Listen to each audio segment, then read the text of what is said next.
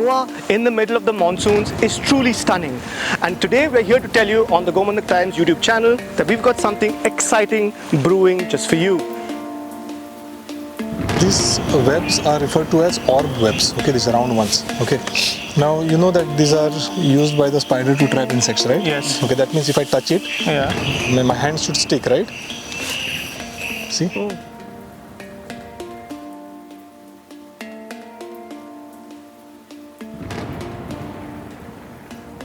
Well folks, we have been walking for a while and it's absolutely dark out here, pitch black so to say, and we had to have pitch black conditions to actually find what we came here for, bioluminescent fungi.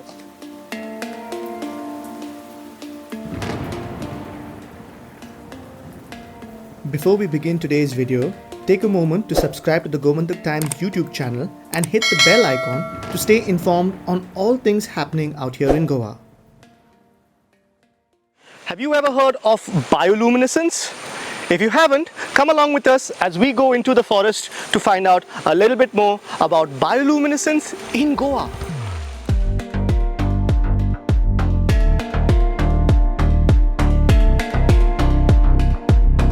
Here we are with Parag Rangnekar, who's going to show us something very unique.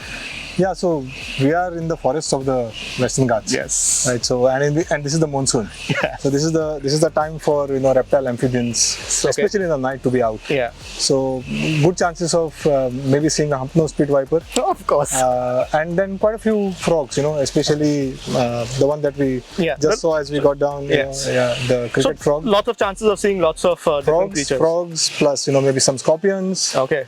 A lot of insects. Parag is an expert. He knows his business. That is why we've teamed up with him to not just learn a little bit more about the bioluminescence of the fungi out here, but just in general what we're going to have. So Parag, let us walk into the dark and let's learn a little bit more about what we have come here for. Let's go.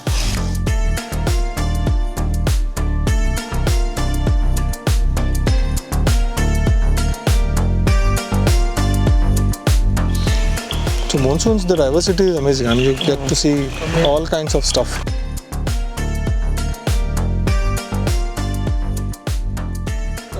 Calls that you're hearing, the trek call, is of a bush frog. Oh, and it's called the Amboli bush frog because it was described originally from Amboli. Oh, nice. Pseudophilitus amboli is the scientific name.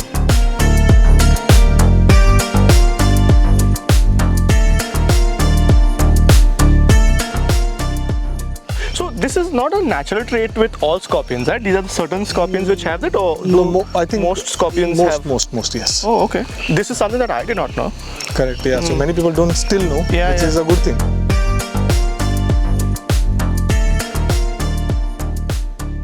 You said that you fear snakes, which is, it's good to be afraid.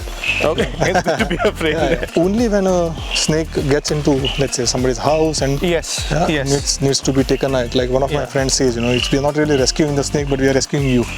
Wow. So, I mean, the last option is to handle a snake. Okay.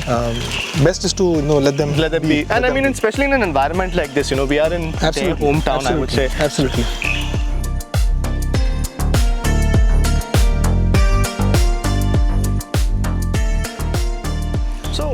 Parag, how did you get into this? I mean, what was the reason for you to start? I mean, is this like a hobby? Is this something that you studied, or is this something that you just, like as a conservative, that you wanted to take forward? The whole idea is to, the focus was to try and document the wildlife, the diversity that Goa has. So, when you are in the forest, you can't say that I'm going to only look at birds or I'm going to only look at butterflies, which we do, of course. But then, when you're out in the night, you end up seeing a lot of other stuff as well. So these are orb webs. Okay, so this is interesting. Okay, I'll just show you something very interesting. So these webs are referred to as orb webs. Okay, these round ones. Okay. Now you know that these are used by the spider to trap insects, right? Yes. Okay, that means if I touch it, it'll be my hand should stick, right? I mean, if I touch it, my hand should get. Now check. See? Oh, wow. when it produces that silk, okay, the vertical strands it makes and ensures that they're not sticky. So that it can move around. It can move around. Okay, and when it makes these circular ones, Okay. they are the sticky ones. The ones who Yes. capture their prey.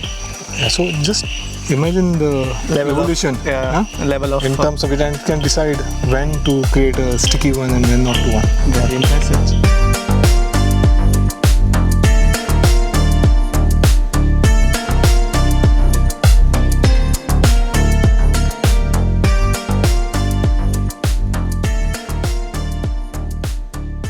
Well, folks, we have been walking for a while and it's absolutely dark out here, pitch black, so to say.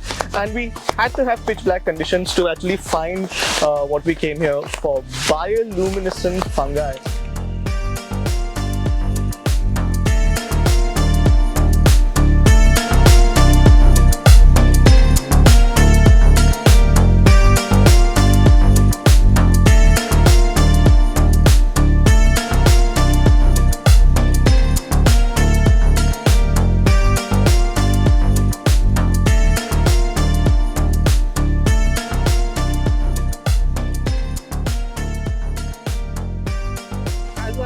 Ask, it's not very, rather I should say it's a little unusual to see fungi with bioluminescence. Any guesses as to, or any scientific evidence as to why it is happening on a certain type of trees and not on the others? So the basic question to ask is, why does the fungus grow? So there's, like we were discussing earlier, there's enough evidence to suggest that the mushrooms, which is the fruiting body of the fungus, it glows to attract other insects, and so as to basically for spore dispersal. Spore dispersal. Yes. So that's an established fact. But what you see here is basically the mycelium. The vegetative growth of the fungus, which has that bioluminescence or the glow. Very interesting. Now, why that happens, personally, it's still a mystery for me. And I think it's just not for spore dispersal. I think there's something else to it. Absolutely fantastic. Thank you for taking the time to walk with us through the monsoon in the pitch black. And I think everyone who's also watching this video should just take a second to understand that Parag's an expert out here. You shouldn't just do this with anyone. He actually knows the terrain. He knows what he's talking about. He knows what he's doing. He showed us a lot of other stuff besides the bioluminescence. So if you do want to come and check it out, please come out with an expert like this. Just don't do it on your own. And thank you for taking the time, Parag, to actually show us this. Hopefully we'll be seeing more such stuff in the future, but this was truly a unique experience. Thank you for having us. Thank you.